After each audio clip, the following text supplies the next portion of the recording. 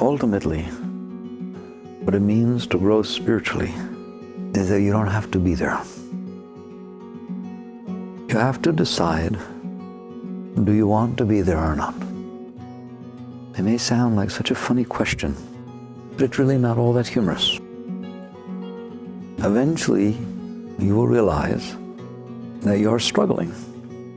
You're constantly deep inside, behind it all, worrying, anxious, concerned, caring about what's going on, what has gone on, and what will be going on.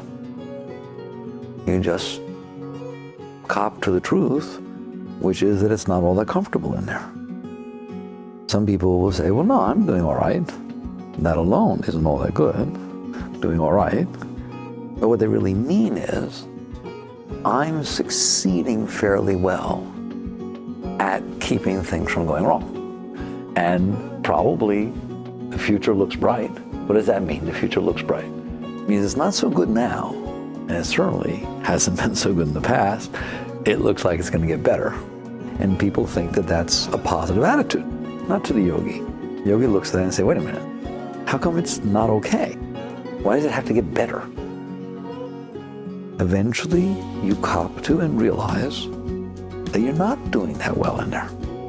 It's not as bad as it could be if everything went wrong, if all the things you're concerned about didn't work out.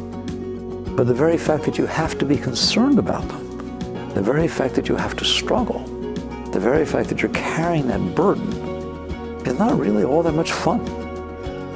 And eventually you look at it and you realize what's really going on is that there are a lot of things that could go wrong and mess things up a lot. And then on the positive side, there's these few moments that every once in a while we hope we can get. And the difference between how many highs we expect to get, how many peak experiences, how many of these really just moments, they're just moments. How many really high peak wonderful experiences do people have in a year? And how long do they last? Versus how much do they worry about what could go wrong? The difference is this. If your peak experiences have not happened yet, it's not like you're feeling joyous about that. You know, before you have your baby and hold it, your first child, you worry a lot about whether it's going to be okay. You worry a lot about what can go wrong and so on. And then finally, the relief of having it worked out, and then you're sitting there holding it, and then you have this experience. And they grab it from you, and this, what are they going to do with it? And is it okay? And we're going to examine it. It's like, it doesn't last all that long. And the same thing with your wedding day and with this and so on. It's like, they're very brief moments. The trouble with the negative stuff is, it's very important to look at.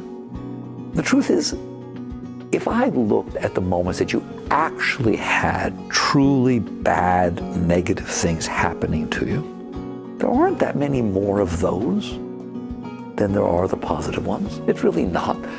You know, you don't get into death-defying situations all the time, and somebody you love more than in your whole life doesn't die every day. Your house doesn't burn down, and you don't get mugged, and they don't steal your car. I mean, it happens once in a while, but in comparison to how many minutes there are in your life, it's very brief. But that's not what matters. What matters is you worry about it all the time. The fact that all these things could go wrong weigh you down. Why don't we do that about the positive things? If it's true that in the yin-yang situation, if you looked at it all, that the moments of actual experience of joy and the moments of actual experience of negative are about the same, the actual experience, all right, of pain. Like a child's going to go get a shot. Now, the child carries on for weeks before going to get the shot. The child carries on for weeks after having gotten the shot. I never want one again. How could you do this to me? It's terrible. It hurts so bad, et cetera, et cetera. The actual time of pain lasts how long? 10 seconds? It's like literally, you know, the actual experience of pain is very, very brief, isn't it? So if you really balance those out of the actual experience of pain and the actual experience of joy, I don't know, maybe they balance out, maybe they're very close. But that doesn't matter. Because the truth of the matter is, our mental anguish of concern and worry about having to go through the negative experiences that they might have and they could take place is constant. It's there all the time, and it's happening to you all the time. It sits behind your every thought.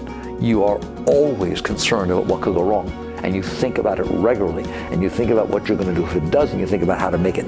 How much time did the child for 2 weeks worry about how to make it not happen and get the shot? How many times afterwards did he worry about how to try to make it not happen again? Why not just accept the 1 minute and then not have to worry about the 4 weeks? That's what it means to grow spiritually.